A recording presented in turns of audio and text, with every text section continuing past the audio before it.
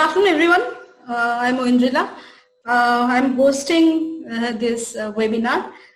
On behalf of Institute of Economic Growth, I welcome you all.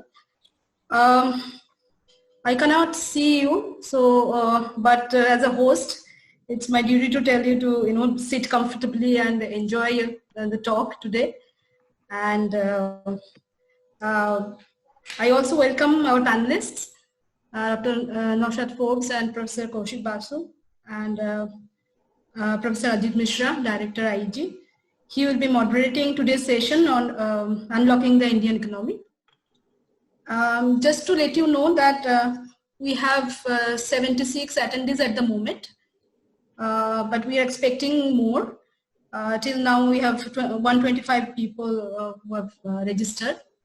So we are starting, so people will come and join.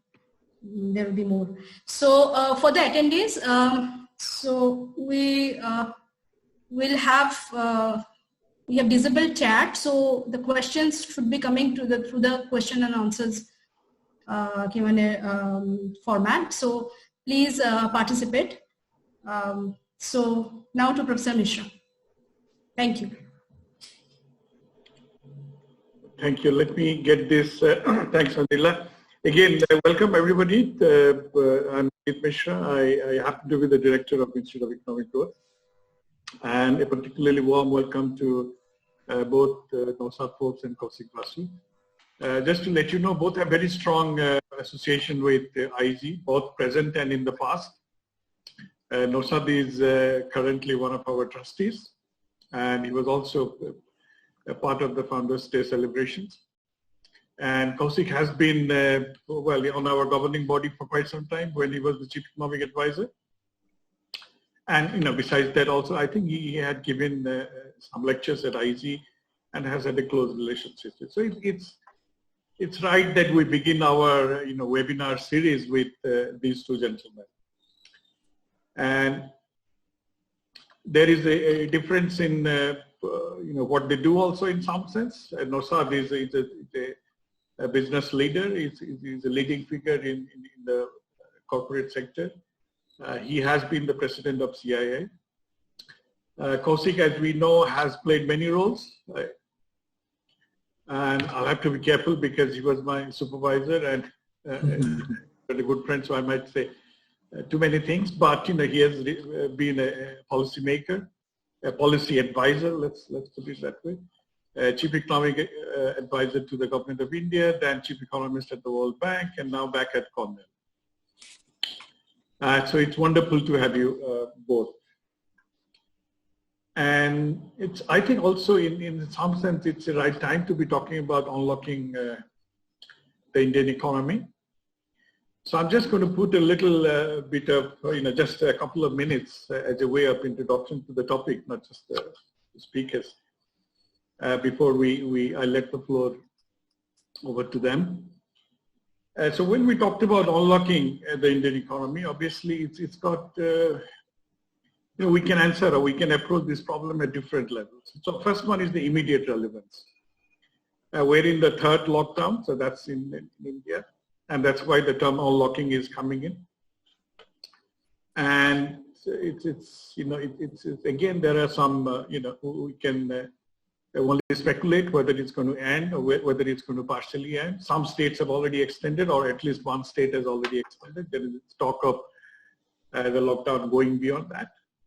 But even if we come out of the lockdown officially, it will still be a lockdown of some sort in terms of what others have described as a shutdown. So people unwilling to work, people apprehensive, people in a panicky state, and things like this. So that's something again we're probably going to address.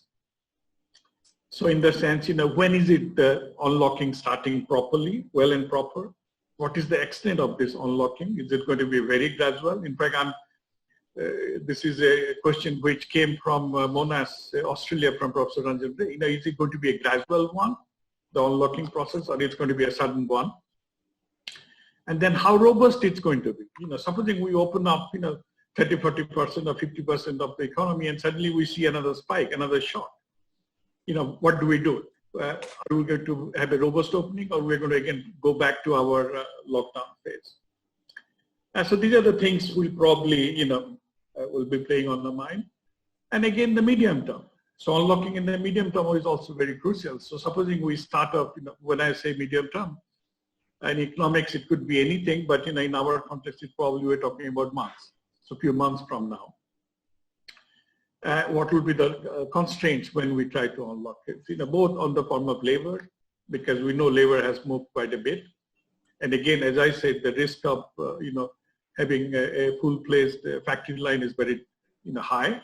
So that's going to be an issue. And again, there will be issues of credit and then credit flows and capital. So there will be several constraints along the way, and supply chain, not to forget the thing. And then they're probably quite interesting, and that's where our panelists will probably also be asked to comment on, is the long term. So because when we say unlocking, typically we say unlock the potential, right? So in some sense, as people have already started talking about, are there any opportunities in the long run?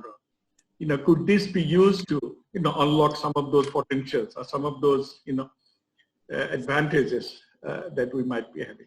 So in some sense, we can see that there is plenty to talk about. So I'm not going to take any more time. So we are roughly, an hour and 10 minutes or so, but I've kept that extra 15 minutes from an hour because, in case we have internet problems, in case we have shutdown and things like this, I want to keep a buffer of 15 minutes. So I don't know who is going to start. So our speakers will probably talk to us for 10 minutes or so, and then we throw some questions at them. Kaushik should start. Well, he raised the hand first. I didn't raise, I was pointing to Naushad, so it was completely misread my gesture. Okay. But I'm happy to start, yeah. Thank you, first of all, Ajit, Naushad for being here, Oindrila for organizing and hosting this, and to the Institute of Economic Growth. This is what a bizarre, unexpected world. And this is a topic which was the furthest from my mind in my slew of research areas that I was working on. But sitting in Mumbai now, I've got into it in a very deep way, really. I'm taking in as much information as possible. It's a very, very dangerous time. It's a pandemic which we don't fully understand. COVID-19 is new. Epidemiologists are grappling with it. Economists are grappling with how to handle our moves to control this, its fallout on the economy. Let me begin straight away, and before I come to the lockdown, to point to one psychological element which I'm increasingly getting concerned about. Talking to friends, relatives, people, policymakers. I have been in a lot of discussion over the last week with policymakers. We are reading the risk wrong. The risks are big, but my feeling is we are very often reading it even bigger, and for a very, very specific reason. The human mind, psychologists have written a lot about this. We read risks depending on how the information comes. So very often, even if you read masses of statistics, when someone on social media posts one incident of one person, a particularly dramatic one, that tends to drown out the statistical information that you have in your head.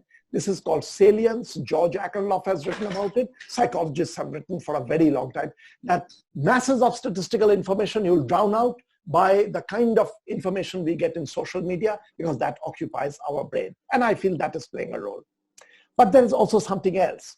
When we look at COVID numbers, I'm increasingly of the belief that two things we must do. Rather than the incidence of COVID, look at COVID fatality, the number of people dying by COVID. That can be misreported, but the number of people getting COVID can be misreported much more. And number two, and this I actually hold Western nations a little responsible, because throughout they are being relatively small countries, it's got used to reporting numbers without a population correction. And this, I think, has played havoc through Africa, through a part of Latin America, South Asia, where we are not making population correction. Once you begin to do that, look at COVID fatality with population correction, the differences are so dramatic that you cannot ignore that. Let me give you a few numbers. Spain, people are talking about Spain and Italy. Of every 10 million people, number dying of COVID in Spain and Italy is somewhere from 5,000 to 5,500. 5,000 to 5,500 people dying of every 10 million. USA is much less actually, it's 2,200 for every 10 million. So immediately US, the fatality risk is almost 1/3 of what you're getting in Spain and Italy, but it's not just Spain and Italy. UK, France, Belgium, across the board in Europe. Come to Africa and Asia. So where we had numbers like 5,000, 6,000, 4,000, USA 2,000 something, India is 10. Sri Lanka is 4. Bangladesh 10. Pakistan 10. Indonesia 30. Kenya 5. Nigeria 5. And I've just picked a couple of examples, but across the board there's that difference. Should we ignore it? I feel no. We have to allow for the fact that there are certain things, maybe because of tuberculosis in our region, because of malaria in our region, we have picked up different immunities. You have to keep that in mind. Some people will tell me that, okay, this could be the start of a wave. I agree, we know so little that we have to be prepared for that. But preparing for the start of a wave and then remaining hunkered down for too long is a mistake. After all, we knew a virus of this kind could break even 2 years ago. We couldn't have locked down 2 years ago and kept our heads buried. The question that we were chatting about before we came into this is that we don't know actually when the next wave will come. It could come 6 months down the road, 1 year down the road. Yes, we may have to put some of the lockdowns back again in place when it comes up again, and that is no failure. It's an unknown trajectory of the disease, and we may have to make adjustments that we are going through. Let me come more directly now to the unwinding from the lockdown. I feel the first steps that we took in India were correct. You do need to get in discipline. You do need to get people to follow rules, and actually we did that very, very quickly. But we have to be careful here on, because the language around the world is changing. If you listen, I've been on several meetings now where people are beginning to get more worried about the economic fallout, including possible deaths by that fallout, because food shortages and all can break out in emerging economies, and we can get deaths out of that. So the talk is increasingly becoming that, and countries, and very prominently recently, Macron and Angela Merkel making statements of the kind that we know the dangers are there. And it could, in fact, crop up even bigger. But we also have to allow the economy to function. Here we have to take those steps. And if we don't take those steps of unlocking properly, the country, despite its great possibilities, can run into problems. First of all, on the word lockdown, I have an objection. We've got so used to one single word for what is actually a spectrum of behavior that we have to be very, very careful. The Oxford studies, which have become very well known, are breaking it up into 8 components. And I feel in India, when we unwind from the lockdown, which I believe we should do quick, but unwinding doesn't mean you give up on everything. You go through those 8 items or break it up into more items, 20 items, and hold on to some lockdown elements, begin to ease up on others. For instance, I have a couple of examples. Large gatherings, you'll have to keep that blocked. You'll have to have rules. People over a certain number can't get together. Schools is more disputed, and in the West and also in East Asia, the language is changing. Taiwan has its schools open. There are many areas where they are beginning to open up schools because they are worried about long-run loss of human capital and also fear psychosis, all kinds of psychological damage. But I am of the view, because of other pandemics I've studied in the past, you will have to keep schools closed for some more time in India. So I would minimally do the following. 1 more month, make it very clear at the outset, we will take stock of what we do to our schools in the middle of June and make another announcement. Till then, the schools remain closed. Factories, farms, mobility, you have to start up. There are small risks out of that, but you have to start up, because otherwise the blow on the economy will become a crushing blow, which we will not be able to handle if it comes on full swing, that blow. So we will have to have rules, and you can have all kinds of rules, and you can have people monitoring it. So India can become a bit of an example. At bus stops, there are officials standing and making sure that buses are only half full. Buses are air conditioned, windows are open. So simple rules that, and we do know that from open spaces, the transmission is much less. So buses with windows open, even trains, local trains with windows open, with half full compartments will make it much safer. And there is a small risk. But again, remember, India right now is about 1,000, even compared to Germany, it's 1,800 is our risk. If it goes up a little bit, we will come back and act again, but begin to open these economies up. We have talked, economists have talked at length about putting in cash subsidies, food subsidies, as we are doing that. And I agree with those. Food subsidies are important, healthcare is important. But I want to point to something which is also close to, I know, Naushad's own interest, which is not being talked about enough. That beyond a point, if you have a completely closed economy and the government gets in only through rules and regulations and making direct delivery to people, you will not succeed. History is replete with totally controlled economies which have been disastrous failures. So yes, right now, of course, we are unwinding slowly. There will be rules, and you will try to reach food and all directly. And I do believe we should spend a greater share of our GDP for direct benefits, but you have to allow space for the market. And over here, a little bit of conventional economics, since most of you are from an economics background, the invisible hand of the market, which the idea which goes back to 1776 to Adam Smith's work. Usually when we talk about this, I'm on the other side reminding people that, you know, the invisible hand should not be left completely free. You do need regulations to curtail that. But I feel today we are at a juncture where we need to remind the opposite, that the invisible hand has also evolved over thousands of years as human society is changing. To suddenly try to artificially replace it with bureaucrats giving out orders, police people carrying out those orders, and government making deliveries, you will not succeed. And the markets are responding to that concern about India. And that is something, allow me, Ajit, if I may have another 4 or 5 minutes, I would just elaborate on this a little bit and then I'll stop. We have to keep this in mind. I'm just remembering the first time I met Naushad. Naushad may not remember. This was Mont Pelerin Society's meeting in Tokyo, where in fact I was a bit worried because Mont Pelerin's position was the invisible hand and nothing else. And there I was trying to make corrections that you need other things. So today I am actually pushing in that direction, that you also have to remember the invisible hand. Now, on the invisible hand, here is the thing that we have to keep in mind, that India has been doing well, and it has a record historically. This goes back to the 1980s and 70s. We were a license permit Raj. The system of permits was removed formally in 1991, but these things of course leave psychological scars, and it's taken a lot of time for the markets to be relatively free, individual decisions being taken, and we've seen the benefit of that. India is growing well.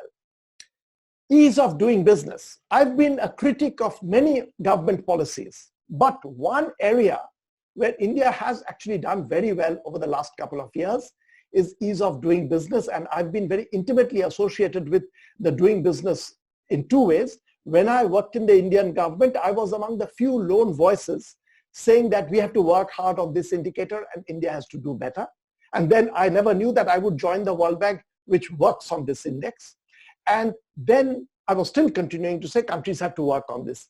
India has moved up from roughly 130th among 190 countries to now I think it is 63rd, which is a remarkable achievement. So though India's growth has slowed down, no two ways, over the last 2 years growth has been slowing down, and that's very worrying. Doing business, India has improved quite drastically. So the opportunities are there, but I feel over the next month, if we continue to bungle and have controls going up, ordinary police people exercising more say, corruption will begin to increase, and global capital is exiting from India more than from many other countries. Vietnam, Hong Kong, Taiwan, even Mexico positioning themselves to get more business coming in, and we cannot continue to talk about the two businesses that are moving here, when we know that there are many others that are moving elsewhere. But all this is very recent worry. What we need is an exit strategy, and we should say this honestly that look, no one is 100% sure what's the right exit strategy.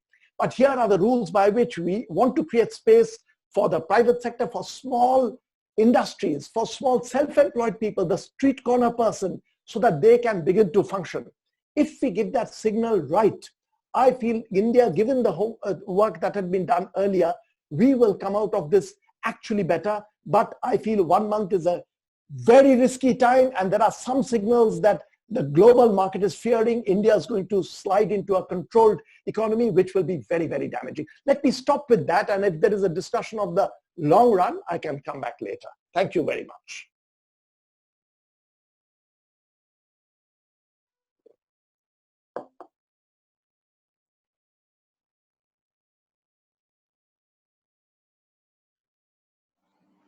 Okay. So, Ajit, thank you very much for the invitation. It's a pleasure to be with you. And Kaushik, thank you for that wonderful introduction. See, now you all know why I encouraged you to go first, because you've set the stage for us so perfectly. I think I'll make 5 points. And you'll see that they complement what Kaushik said very nicely, I think. First, we are indeed in an unprecedented situation. It's unprecedented in the extent to which the world has been affected. It's unprecedented also in how the world has responded. Even if we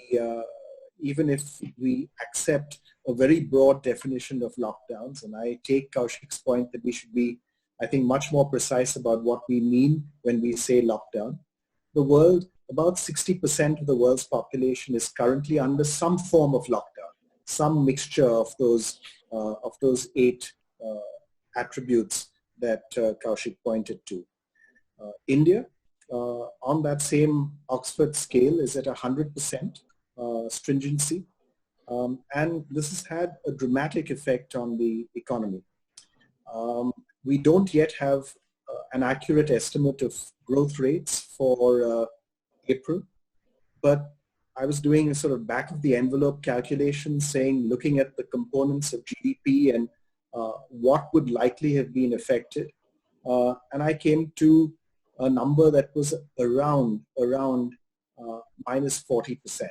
Something like that is what I would estimate the impact of the lockdown being on the Indian economy. It might be higher. I don't think it's lower. That's also consistent with the GST numbers for April, which I believe are also very low.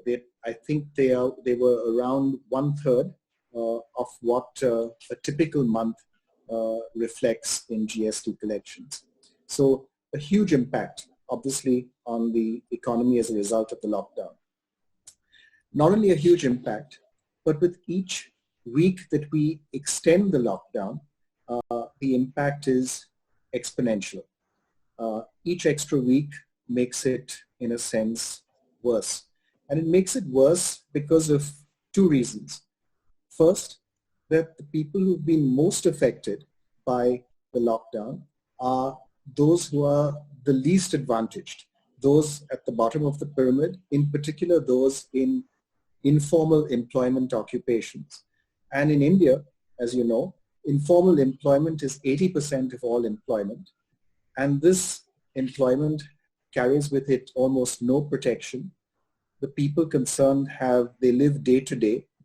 They have no cushion to fall back on, by and large.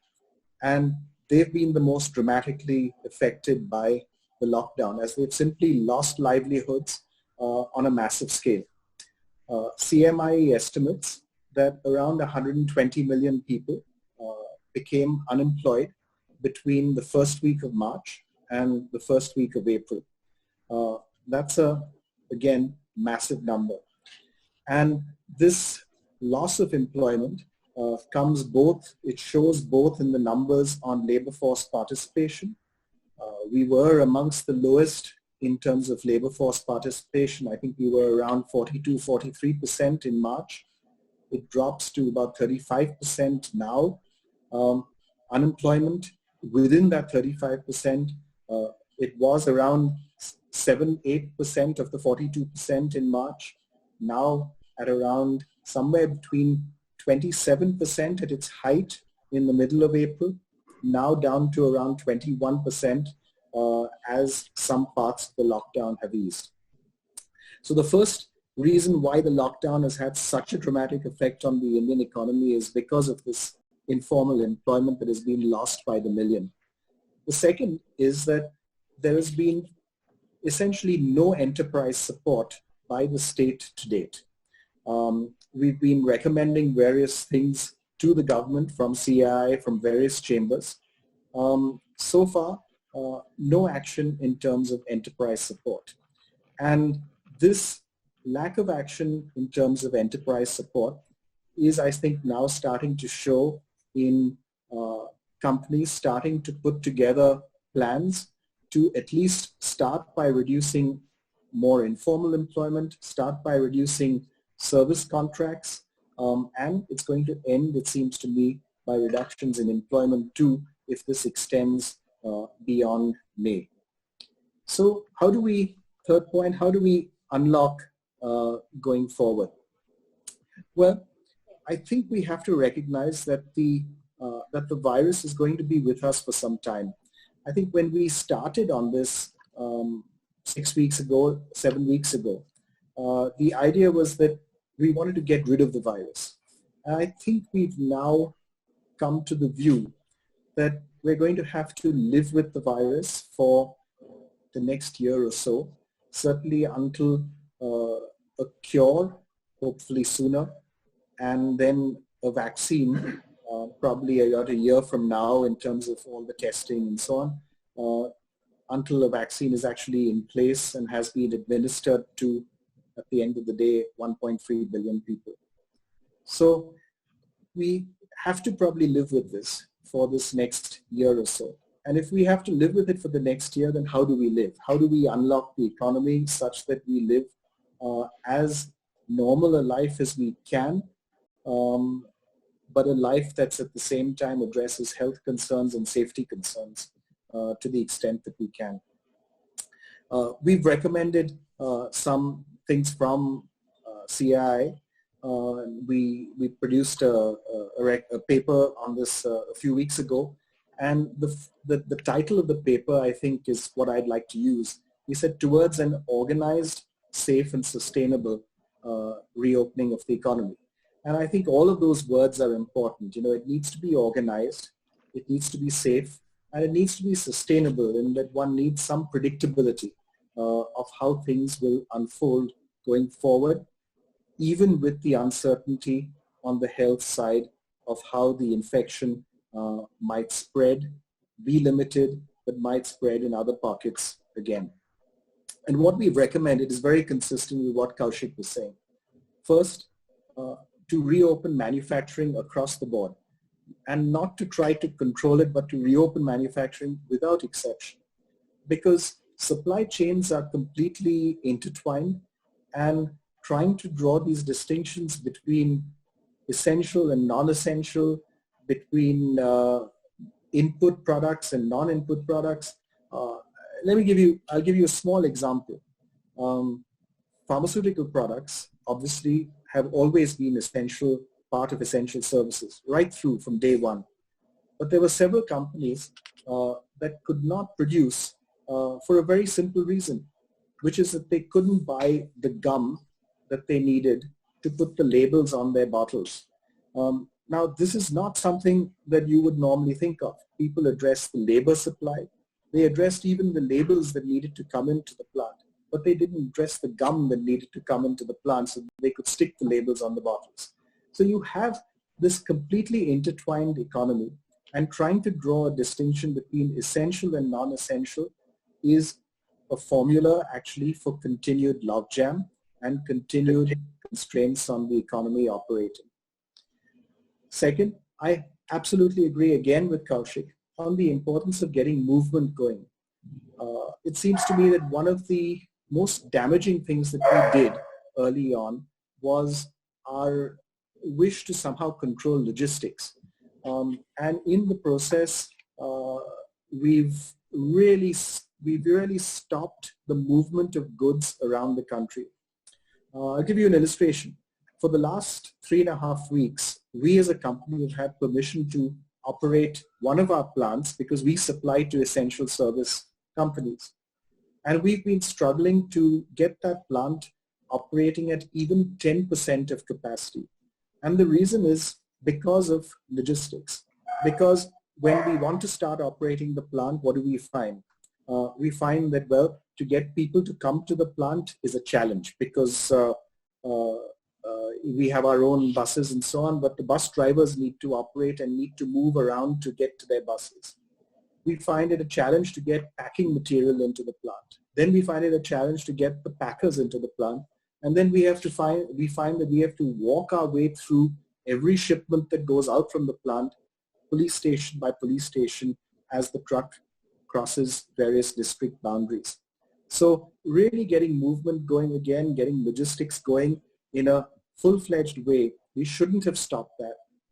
Getting it all going again needs to be somewhere near the top priority that we have as an economy.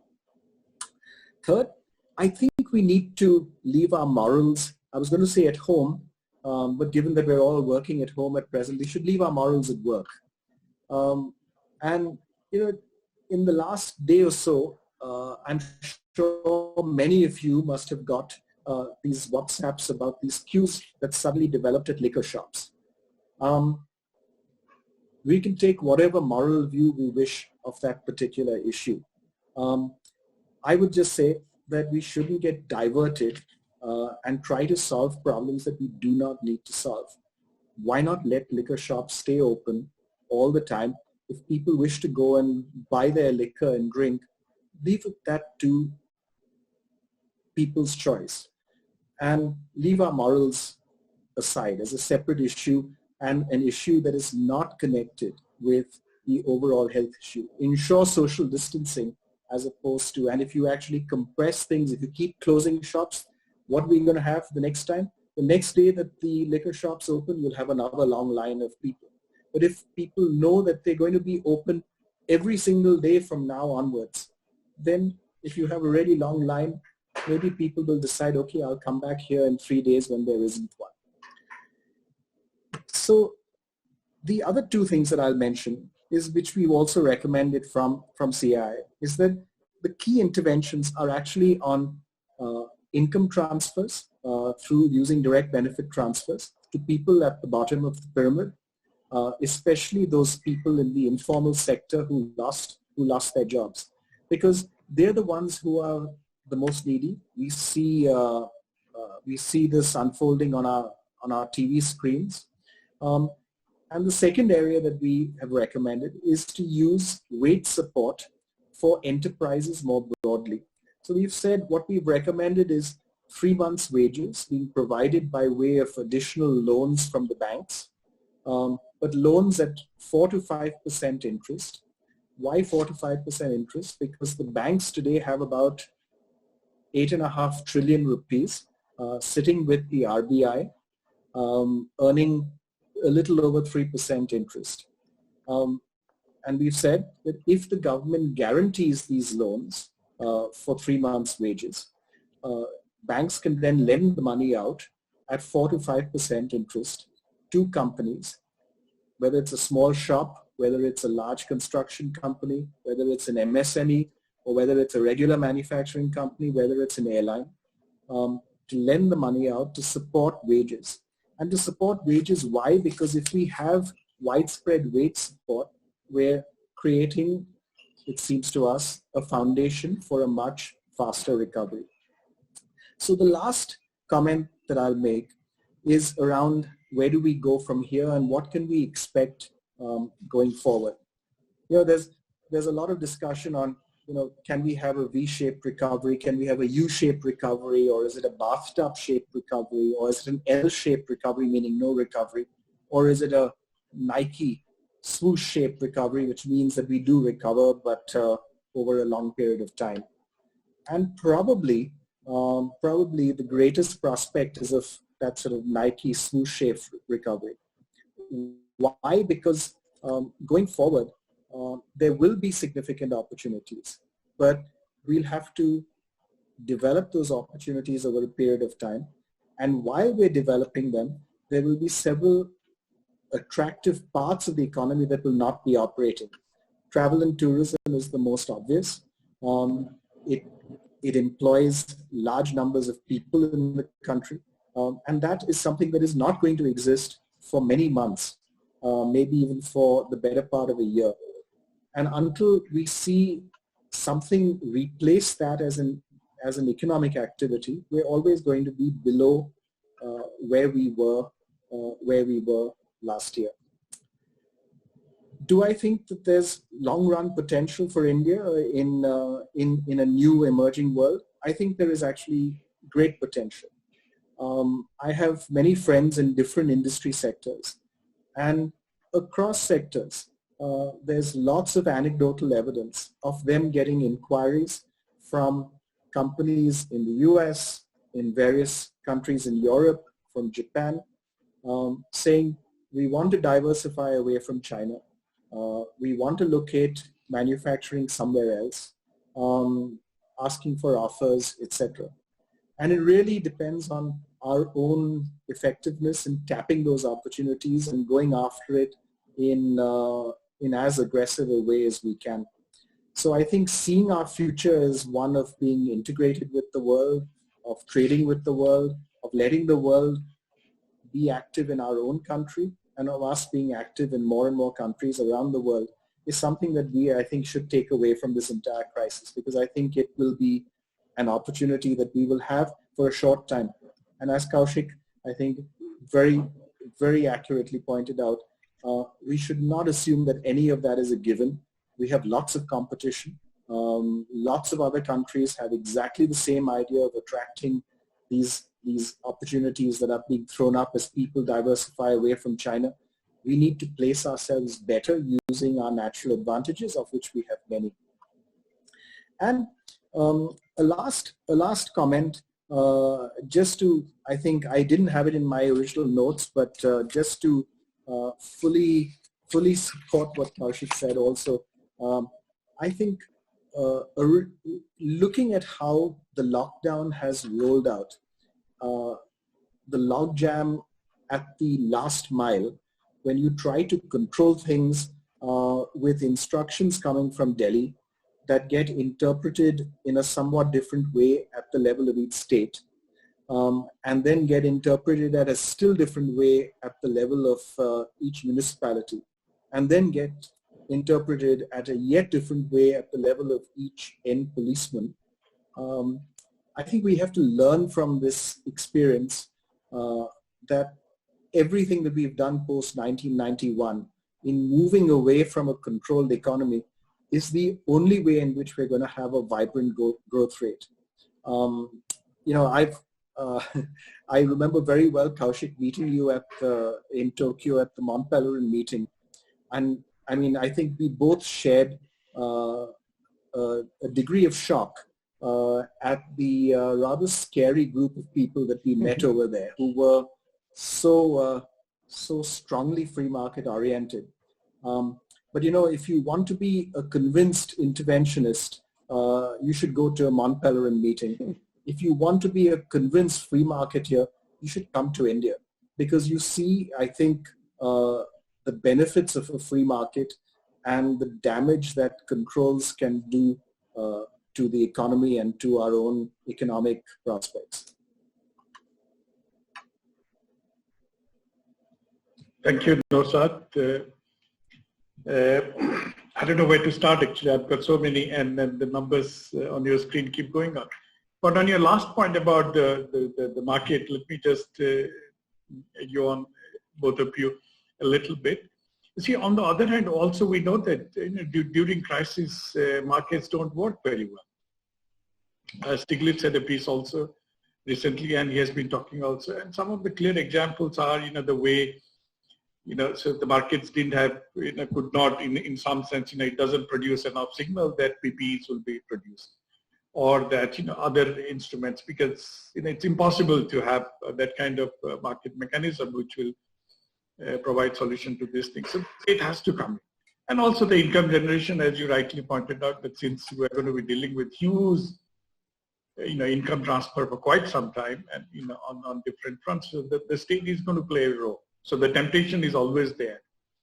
So how do you decide, where we draw the line? If it's a government which is, inherently pro-market, I can understand. So they will try to step back whenever they think an opportunity that the market can do. But if it's a government which is, I don't know, control lobbying in some sense, then it's going to be exactly the opposite. So they will look for an opportunity where the market is not going. So they will have their diktats in place. So should I go first? Go ahead, and now after you. Yes. Your turn now. So very quickly, and then I think Kaushik will give you a much more economically sensible answer. I think the burden of proof has to be on intervention. So I think unfortunately we sometimes in our country approach it the other way around. We sort of say the market has to prove that it works, as opposed to the intervention has to prove that it works. So take the example that you mentioned, Ajit, of PPEs. Right? So if PPEs are in short supply, how do you ensure adequate supply of PPEs? It seems to me that the way to ensure adequate supply of PPEs is actually to use price signaling. If prices go up for PPEs, more and more companies will actually produce and make PPEs available. That's what a market does. It sends price signals, which ensures that supply equals demand over a period of time. Now, does that mean that one does nothing to intervene? No, I'm not advocating that at all. The state can certainly step in. Industry associations can step in. You can have open source technology and designs for PPEs, which is what we've done. You can identify textile companies, as we've done in India, that never ever had thought of making PPEs, and say, listen, this is the spec, this is the design, you have ample capacity available. Why don't you make PPEs and supply them around the country? So you can do all of those things, but still relying on the market and not saying, I will control the supply, I will be the only buyer as the state, and I will then distribute PPEs to all the hospitals and all the needy groups in the country. So it seems to me that relying actually on the market to the extent that one possibly can, and intervening only in those areas where you actually have a failure, is the way one should go, instead of trying to go about it the other way. Let me, if I may add something to this, a complementary point is that there are indeed areas where the market fails, does not on its own deliver, and I do believe the state has a huge responsibility there. And one direct thing is inequality. I believe there should be taxation and transfer a fair amount, because there are a whole lot of people who are born poor, and you have to make corrections for that. That's number one. But there are also, we know that environmental problems, there's the commons problem where the market tends to fail, so you have to step in.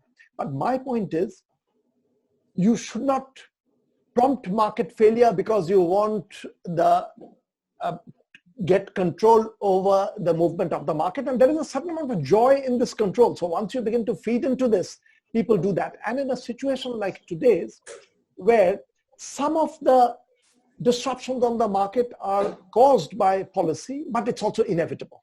Like some of the lockdowns will immediately have the market malfunction, and that is the reason why I do believe that the government providing cash support, providing food support, these are necessary. These are some market failures which will take place. And really, when Naushad was speaking, I was just thinking, some of the suffering for the masses have been so massive. I mean, I deal with it in a dreadful way by not looking at television when they show some of these sites, but that's been dreadful. You do want actions over there where the state has to come in directly. But my thing, and I think we are on the same page, which is very heartening for me, is that if you overdo that and begin to stop functioning where the market and over here the interest of the private sector and of the very poor are the same. If you strangle it altogether, the private sector, and try to get the state to step in, the suffering is going to be huge. One more thing, Ajit, I'll point out, the COVID deaths and economy, it's very often being posed in these terms. COVID death, pandemic deaths take place at a point of time very well observed. Economic suffering takes place through a withering away. People get worse off, and we know during famines that in the beginning you don't pick up the numbers because it's a withering away that is taking place. So we have to be very sensitive to that, and very curiously, that sensitivity means that you must not try to take charge of everything and deliver. You have to create space for the private sector, for the small producers. Thank you, Percy. There are quite a few questions. I'll leave it to you whether you answer this or not. That's addressed to you. There are quite a few on the migrant labor. So obviously it's got on the migrant labors. Yeah. And in particular the reverse migration. And so I'm basically combining all these questions. I'm not going to be naming my colleagues or others who have sent these questions. So in general, there is this feeling that, so we have two models. The one is the UP model, let's say, where the migrants who are returning will be made to do some work on infrastructure projects and things like this. So basically finding employment for them, and which might not be the most productive so far as their skill set is concerned. And then the other hand, you have the Karnataka model where you just cancel, sending them home. Okay, there will be a little bit of, while little, there might be a lot of displeasure right at the beginning. It might seem unethical also, but if you get over this phase, it's probably from an economic sense, the efficient thing to do so that they can be re-employed in the same manufacturing sector, and we can kickstart the economy. Okay? So people have kind of asked your views on it. Where do you think we should head for? I can jump in. I'm sure Naushad will have also something to say. I'm actually quite clear on this. Karnataka, I was liking many of its first moves that it was making, but very disappointed with this. I feel it is unethical. You can't stop people from going back home or wherever they want to go. My view is the following. You should allow people, that freedom is a fundamental freedom. People should have the freedom to go wherever they go. Of course, there are situations where you have to stop transportation because the dangers are so big. But right now, I'm in favor of opening transformation, so they go back. And again, I'm coming back to things which Naushad was saying earlier. After they go back, for some time, you will have to support them where they've gone back. So they've gone back to UP, they've gone back to Bihar. You are providing them with direct support there. But let the economy function. And I'll tell you, within a month, there will be natural flows of people going back again to work.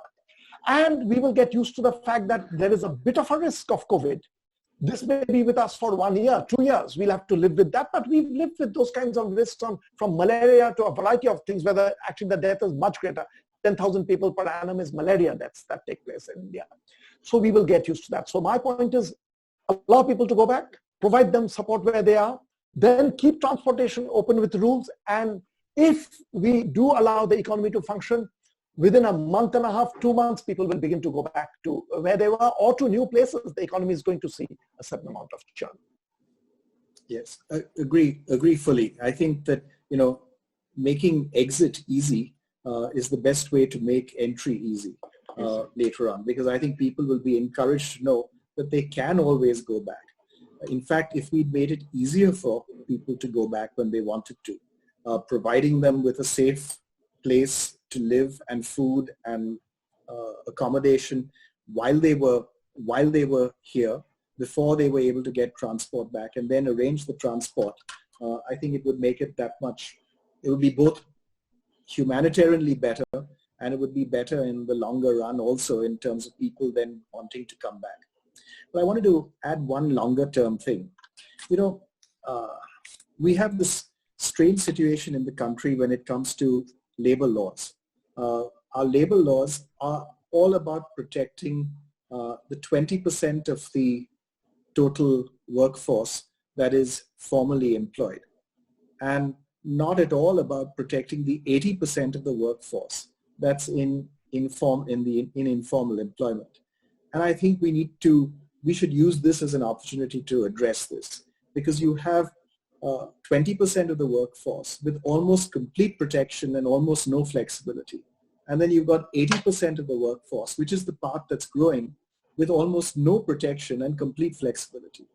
And we need to convert somewhere in the middle, where the formal labor contracts and the people in the formal sector get less protection and there's a lot more flexibility. And the people in the informal sector get some minimum protection, whether it's some kind of employment insurance or whether it's some kind of health insurance, and it will come at a cost. And that's a cost that we as a society should be willing to bear. Ajit, can I jump in with? Yeah, I was going to invite you, Kaushik. I was going to invite you. Okay.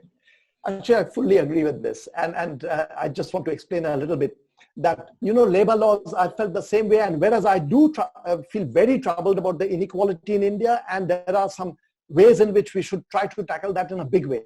But labor laws, the way we've handled is misplaced, I believe. The Industrial Disputes Act, trying to protect organized labor firms, basically it's with firms with more than 100 workers and some firms with more than 50 workers, trying to protect them creates a dual system, very, very unfair. And I feel in the long run, it doesn't even protect the labor that it is supposed to protect, because labor becomes a less attractive input and firms will try to replace labor with other things because of the law. And here is one politics of the law people very often don't know. The main law, as you know, is the Industrial Disputes Act of 1947. What people don't know is that became an act before 15th of August. So we can actually change it as a British legacy in some sense that is being changed, and not something that we had done after the 15th of August. Is it common knowledge or it's... It's common, yeah, you can check it up. I mean, it's well known, but people, when you say 1947, you assume that it's after that, but it is actually April 1947. You should get rid of this colonial law. I agree with you. Yeah. Okay, these again, quite a few, so I'm going to club again some together. So we get the sense from both of you, and that, that in some sense the goalposts are changing. In the sense, initially, as Naushad pointed out, the idea was to contain everything and become, virus-free.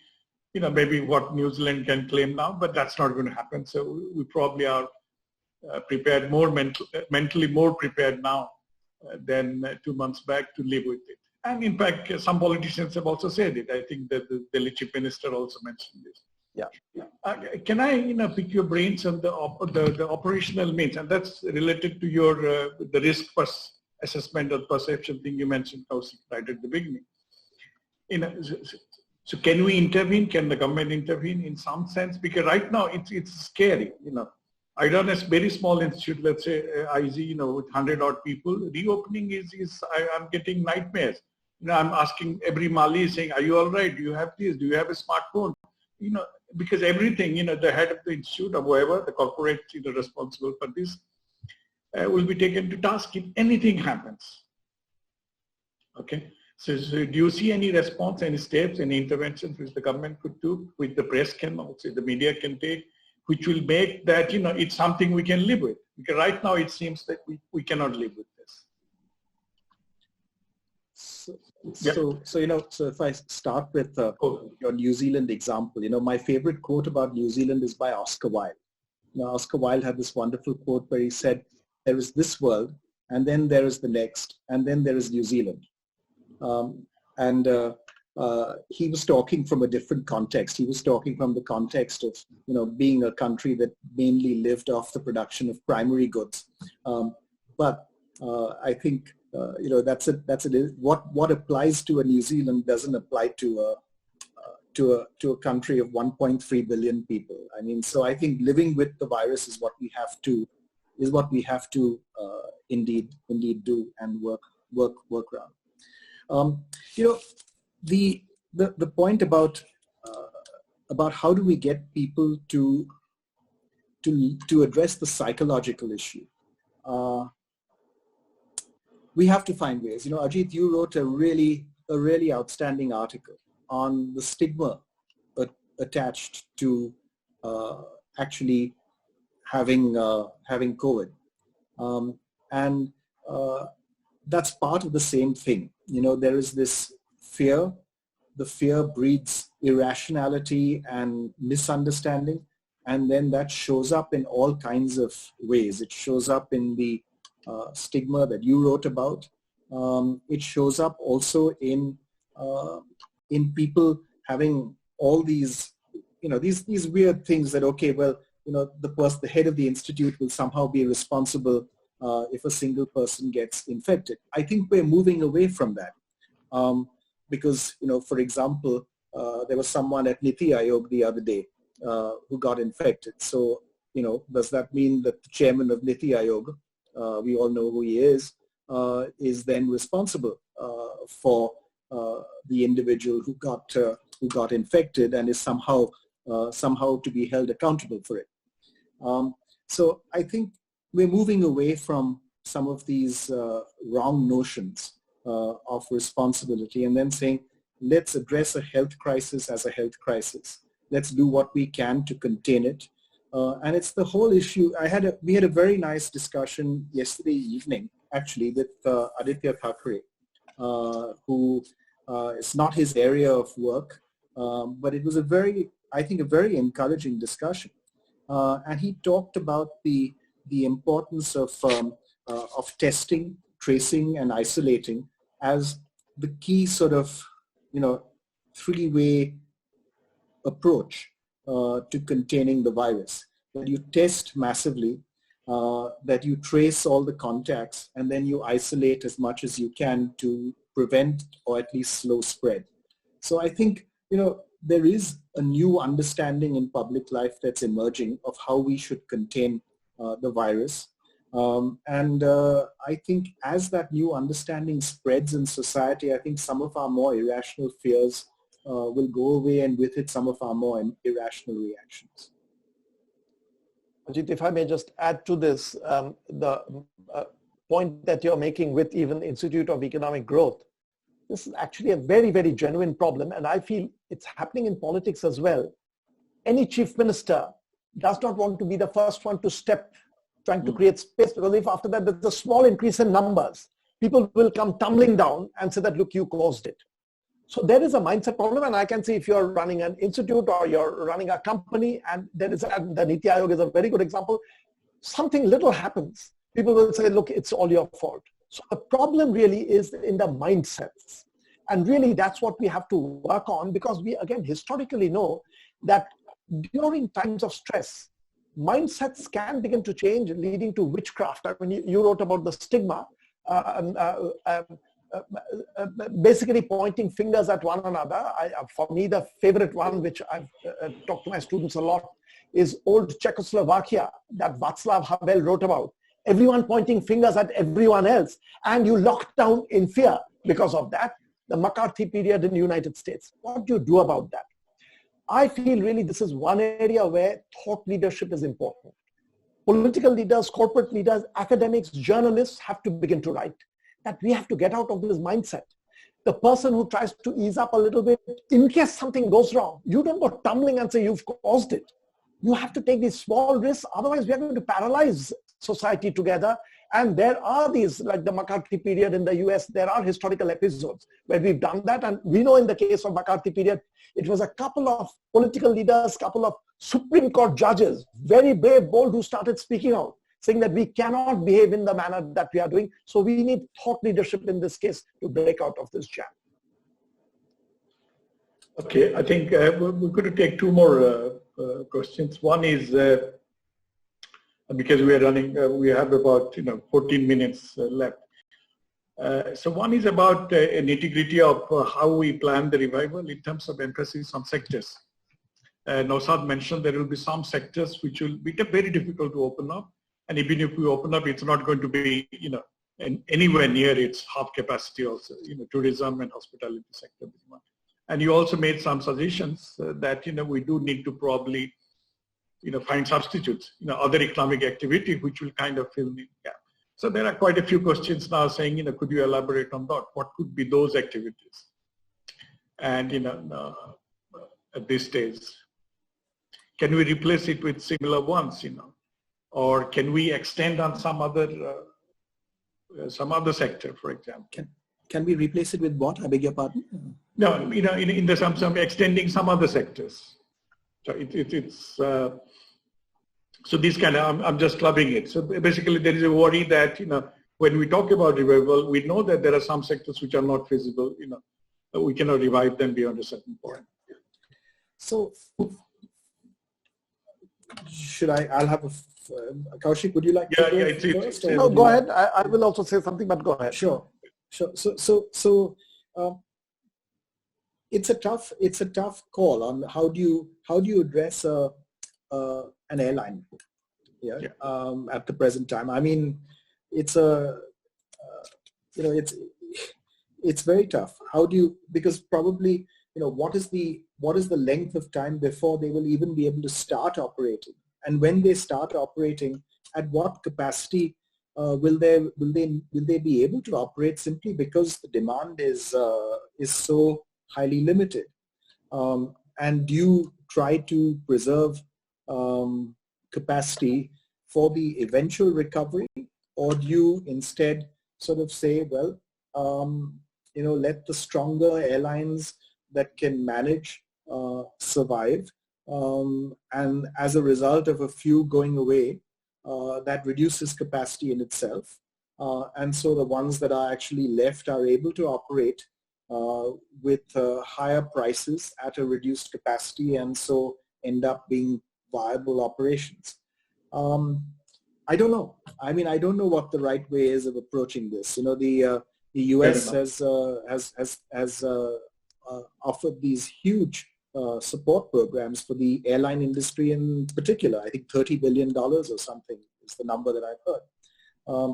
And how do you do it in a way that's humane as far as the employees of the airline is concerned, and how do you do it in a way that if you have a decent business, it can at least survive and hang on for a period of time and then come back slowly and then build again over time.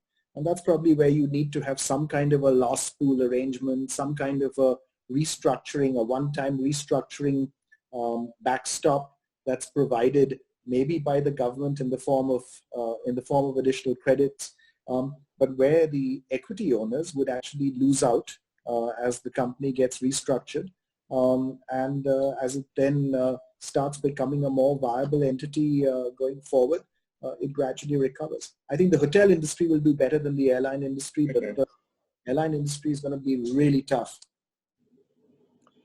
Ajit, one nitty-gritty point to this and one slightly more longer run one is some simple rules I feel can protect. There's going to be turmoil. There will be many sectors which will be damaged. The way we come out of this, the economy is going to look different. So it's a quick, the world is anyway evolving, this is a very quick evolution. Over 6 months, 1 year, there'll be sectors that will die out, others will come up. But some of them with some intelligently designed rules, I feel you can protect a little bit. Airline, if you make a rule that it has to be half full, every alternate seat empty, what will happen is, first of all, people will feel more comfortable and the demand will go up.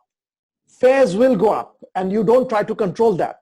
But that will make the airlines more viable because the demand goes up, it feels safer.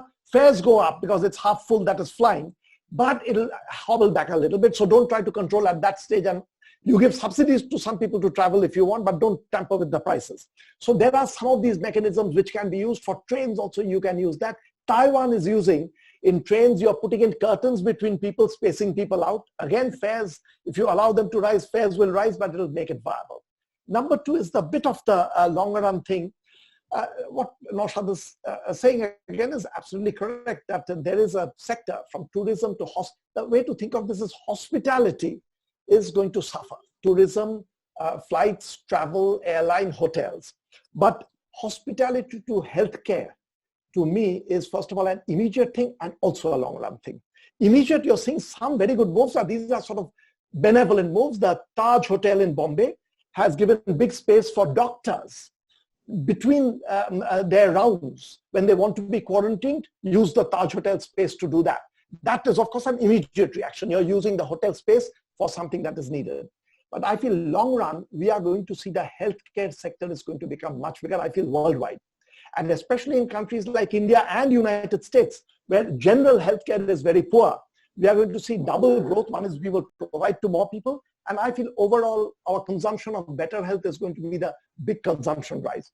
So allowing and enabling the hospitality sector to move into a greater healthcare sector is something that is going to, adjustments are possible. You will begin to use space, and hotels, there is space, you begin to do that. If tourism suffers for 2 years, 3 years, which is possible, you can begin to do that. I somehow feel in the long run, the healthcare sector is going to be, there'll be countries that will come out on top, which becomes the world's major providers of healthcare, and we should take up positions on that. Okay, one more, and I know both of you are kind of have strong views on staying open and staying liberal and stuff like this. So there are a few questions on that also. So again, I'm not naming people who have asked similar questions, but basically the common worry among them is, are we likely to see an increased protectionism in the post-COVID area? You remember, even before pro-COVID, there was a tendency, there was a worry that countries were trying to shut their doors, and so that's the one. And that's again, in some sense, being compounded, because if you recall, 2008 crisis. After that, there was some amount of coordination in terms of G20 countries meeting and deciding on a strategy and things like this. Right now, it seems there is nothing. Each country in isolation. Why country? Within a country, in fact, each state is acting almost in isolation. India, US being examples.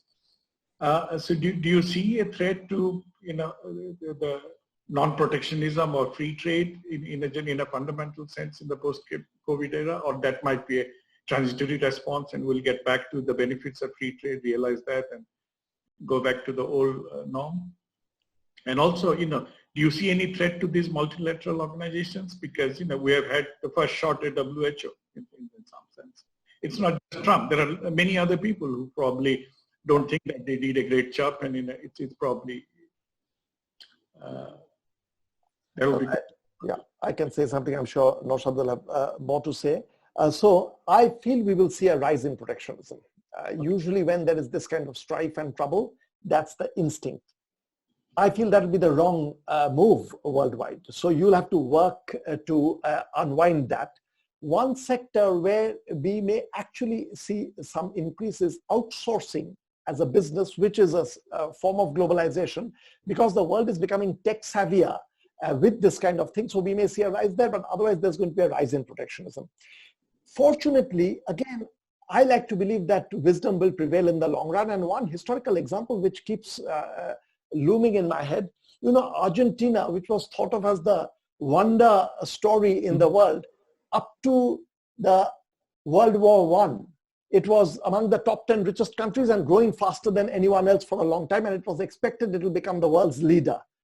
After World War I, when protectionism started, Argentina was the worst form of protectionist. They became the hawkish country, and there are two mistakes: protectionism and the lack of science and education, where United States was investing in a big way, round out the story of Argentina. And I think there is a lesson over there. There will be an instinct, and unfortunately global leadership is lacking in this. We want leaders to say that, look, we have to fight against protectionism in this situation. But so I don't know exactly which way it will go. It's going to rise in the beginning. I like to believe that there'll be wisdom prevailing, and that will go down, and we will move once again to a reasonably globalized world. So I think the current things that we're seeing, where people become more and more insular, is understandable. It's a reflection of fear, and it's a sort of, look, this disease came from overseas. So what do? You try to close borders to travel, borders then to goods, borders to, and then you say, okay, interstate movement. So you try to close state borders. You then say city borders, and containment areas, and then your own home. So, so you retreat into a smaller and smaller environment, because that's where you feel secure and safe. And I think it's a natural process. But I think as we go along, and as our minds adjust to the current reality, we'll start moving out again. How far we move out and how fast we move out will depend on leadership. Not necessarily only political leadership.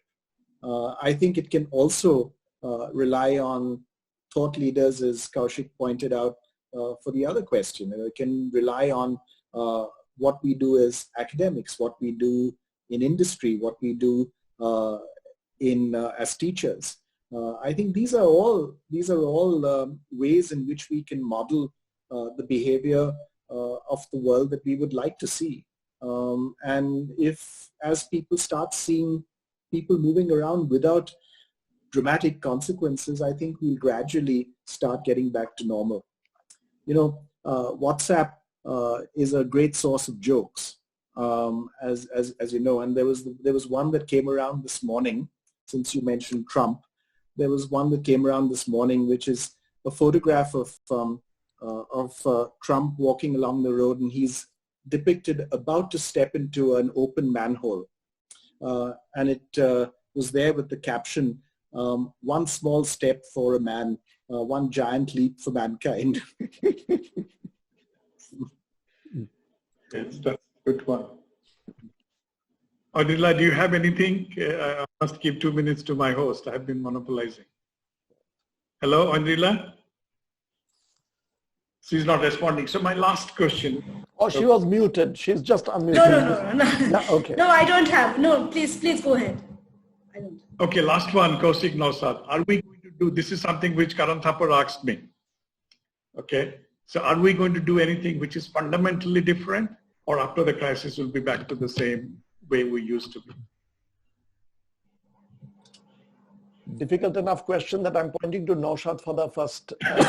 Yeah, I don't. So I think what happens. I mean, okay. So here's my comment. When everyone tells you, look, you shouldn't waste a good crisis, etc. All of this stuff is there.